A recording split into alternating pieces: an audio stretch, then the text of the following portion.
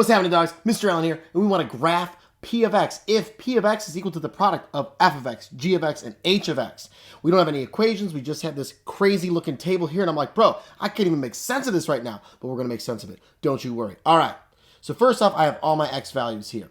And what this chart does here is it says that if I plug -3 into my f of x, I get -1. If I plugged in -2, I get 0. If I plugged in -1, I'd get 1. And the same would go for all these here. Now, P of x is made up of multiplying all of my function values, meaning the f of x, the g of x, and the h of x multiplied together gets me my P of x. I don't really even need to worry about that x right now. So if I want to figure out this one here, -1 times -5 times 0 is going to be 0, meaning I'd have the point -3 for x gives me 0 for my P of x function. So -3, 0, I can plot that right now. Now the next one, 0 times -4 times 1, that is also going to give me 0. So -2, 0 is going to be another ordered pair, right? The outside guy's x, that's my P of x. We're getting the points x, P of x. That's a fancy way of saying x, y. Second set of parentheses. There we go.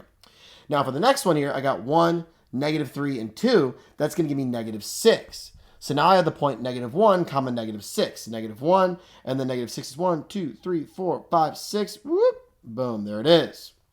Then I've got 0, 2 times -2 is -12. Sorry, is -4 times 3 is -12. So I'm going to have the ordered pair 0, -12 all the way down here at my y-intercept. So then I got 1 is going to give me -12 here as well. Interesting. And then for the last one here, for 2, I'm going to get 4 times 0 times 5. That's going to give me 0 right here. And I forgot to write -12 right there as well. Okay. So 2, 0, that's going to be right here. Well, what the heck is this going to be? So it looks like all of these are linear functions, right? It's changing by 1 each time. It's got a slope of 1. Each one of these are changing by 1 each time. So it's 3 linear functions multiplied together, which means that it's a cubic.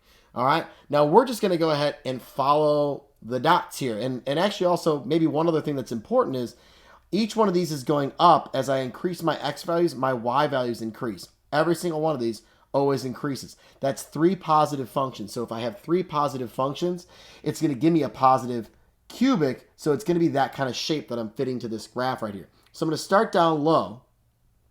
I'm going to pass through here, come down here. Whoa. Come through that point, back down and up. Sorry for the slightly pointed part there. And get that guy right there. All right, I could have done better, right? Maybe I should have, come around like that. And then maybe that would have been a little better. But, practice makes perfect. That doesn't erase it. It's not too bad. All right. I like that a little better, right? Maybe a little more curvy here, right? I didn't like the but it happened with the marker, man. I'm sorry. But that's all we got to do right there, right? I'm going through these 2 points right here. Boom, I'm hitting that guy right there. I got my y-intercept. It came back up through that last x-intercept. Those are my 3 main points here. The other ones help me get that general look at this crazy cubic function. All right, I think I'm done talking. I'm just babbling at this point. I think we're done. See you guys later.